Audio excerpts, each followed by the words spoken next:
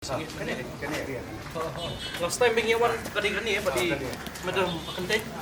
Kani lain sa pagdon ko sa Nadine.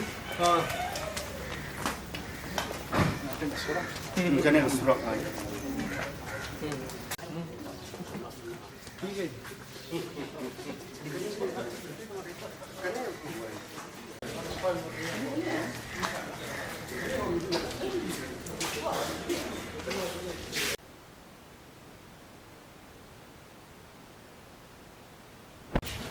In charge waste management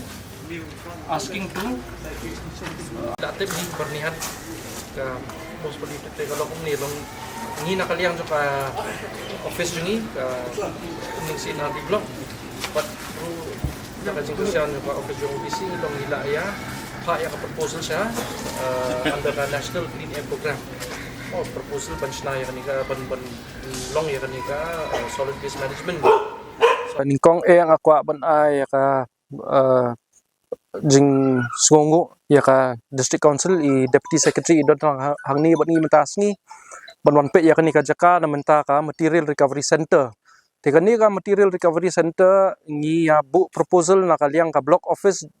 batru ka don ka jing kersya na ka office jong UDC bat ya ni yo ya ka funds na ka National Clean Air Program lani ka NCAP ti ban penya ya ka program ngidot kam ya kata ka solid waste management plan. But part of that plan kadai bandon ka material recovery center ti hakani ka material recovery center ngidon kam ya ka jaka ti menta ka singi adon lang i deputy secretary ipaim sim yang karat marwe ru dandang i rangba snong ya don lang hangni ting daiwan pet ya ka jaka hangni ting ya so ya hab namar balai ba katkum ka proposal bangila ya bu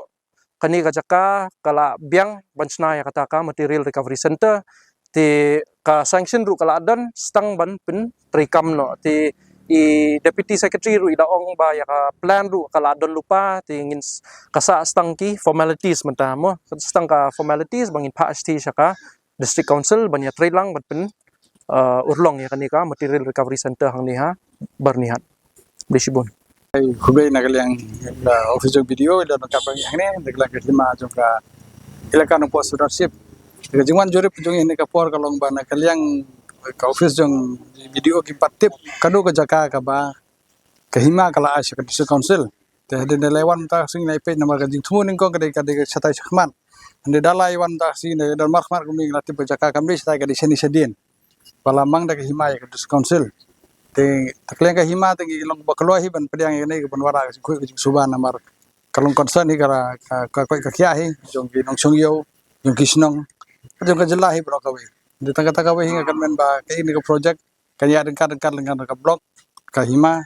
anta ba ka district council kanang ba ka kam kanum sateng kanum lam seno kolektif bakra kanang ba kam kan ya be ariti tanga tahi kam bani ithan kay ka ba hadir barang isipin ba naklang hima ba ka blog ba ka district council hakayo ko duna bang kalong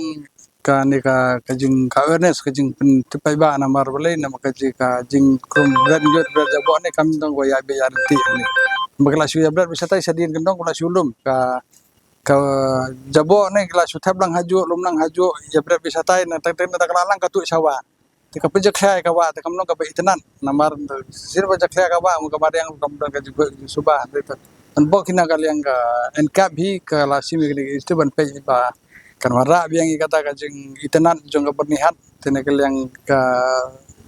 sarkar u ka lasim kya hi rengkat ka blok ngaleng the office jong DC ban naklai enjoy ka hima ka district council u kan ya la ka jong ka bentahi ban pe ba kan ka jing subar ka don hi namar ka district council ka don ka jong ka waste management cell ka bang pe tang balong